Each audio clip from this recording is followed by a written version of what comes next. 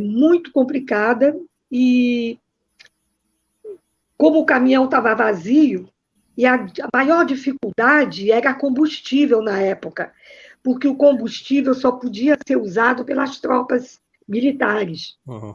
Não tinha, então, combustível para particular, só no câmbio negro e tudo. E aí era um valor muito alto. Aí meu avô e meus tios acharam por bem eles levarem mais passageiros dentro do caminhão. Vamos dividir o caminhão, apertar um pouco, as pessoas vão pagar, e com esse dinheiro que pagar, a gente vai poder comprar o Por combustível, gasolina. uma coisa Caramba. assim.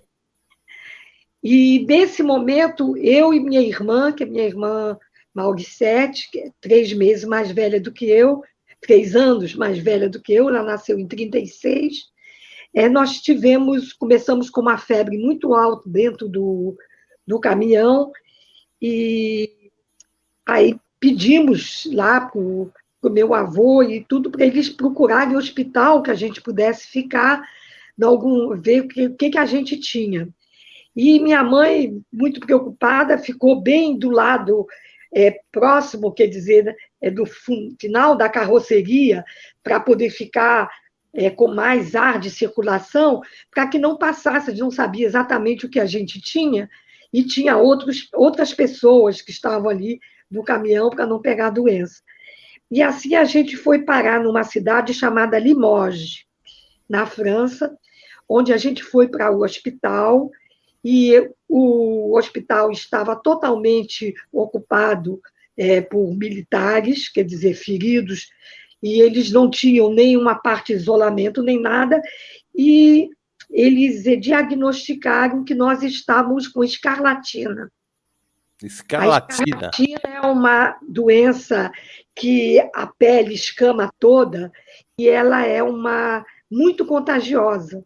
E ela, inclusive, é fatal, né? Quer dizer, ela é muito perigosa. E precisa de um atendimento no hospital de isolamento. Só que eles não tinham o hospital de isolamento e nem podiam nos aceitar no hospital.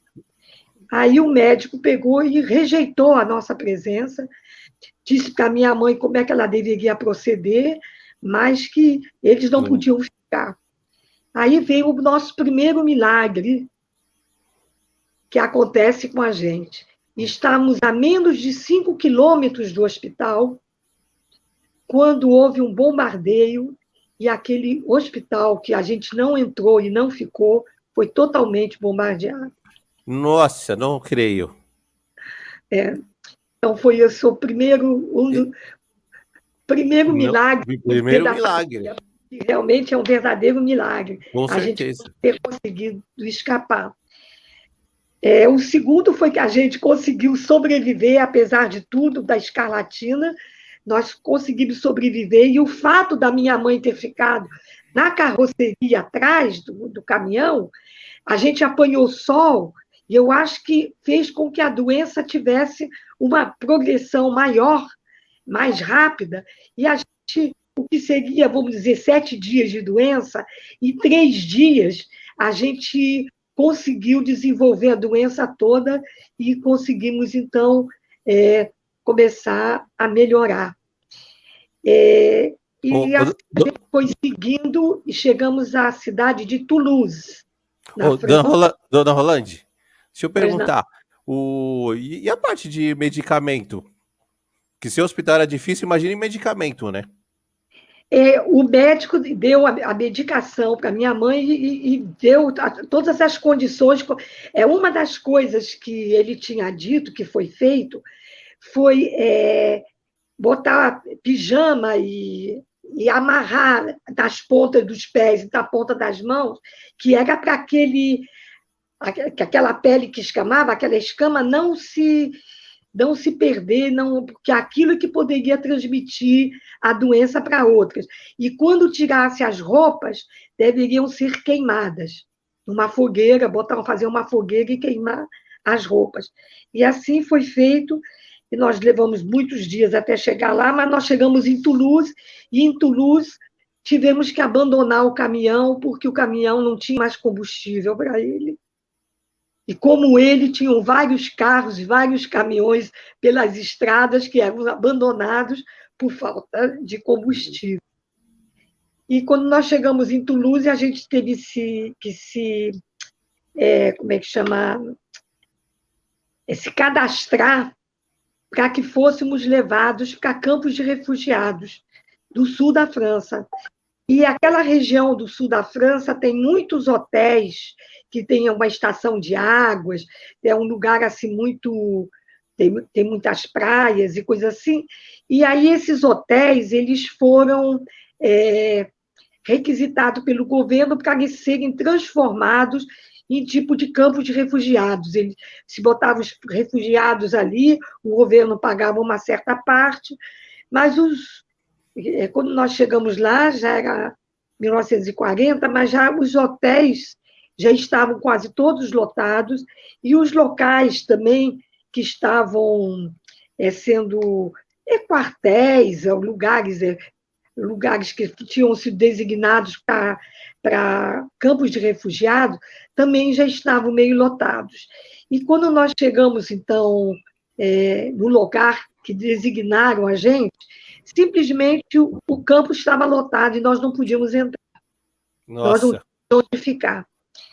E nós ficamos numa praça pública, com outras pessoas, esperando que destino a gente teria, o que iria acontecer. E aí apareceu o prefeito de uma cidade, a cidade de Villeneuve-de-Rivière, e ele foi lá nas autoridades e disse que ele tinha um moinho desativado lá na cidade dele, e que ele, se tivesse subsídios, o governo ajudasse, ele teria condição de transformar aquele moinho em campo de refugiados. E assim nós fomos colocados nesse campo de refugiados em Villeneuve-de-Rivière. Foi o primeiro campo de refugiado que nós ficamos. Eu escrevi um livro recentemente, e meu livro chama Um Moinho.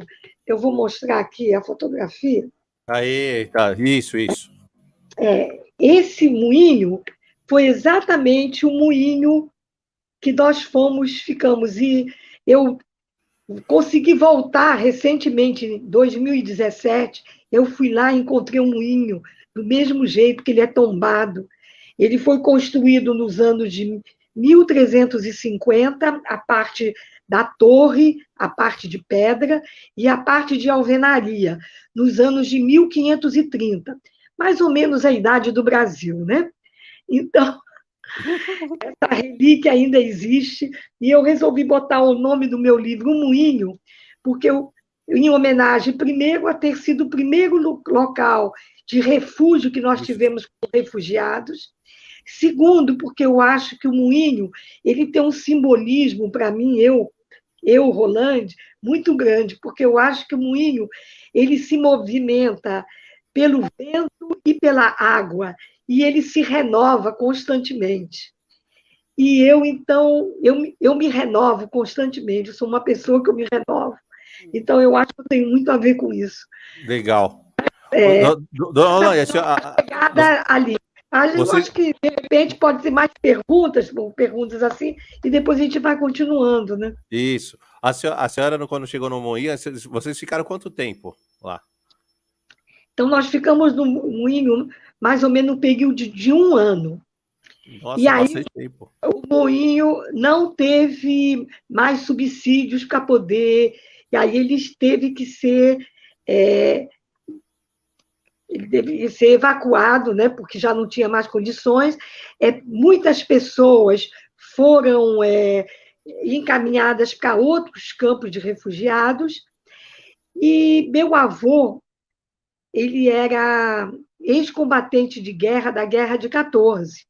Embora ele tivesse nascido na Polônia, mas ele lutou pela França na Guerra de 14, então ele tinha... Como ex-combatente, ele tinha uns certos privilégios onde ele ia. Então, ele conseguiu, com esse prefeito que nos acolheu naquele moinho, o nome dele era Monsieur Puy, era o nome dele. E foi esse prefeito que realmente foi o nosso salvador foi a pessoa que se arriscou a tudo para nos salvar, quando foi no momento de ter que fugir novamente. Foi uma coisa impressionante.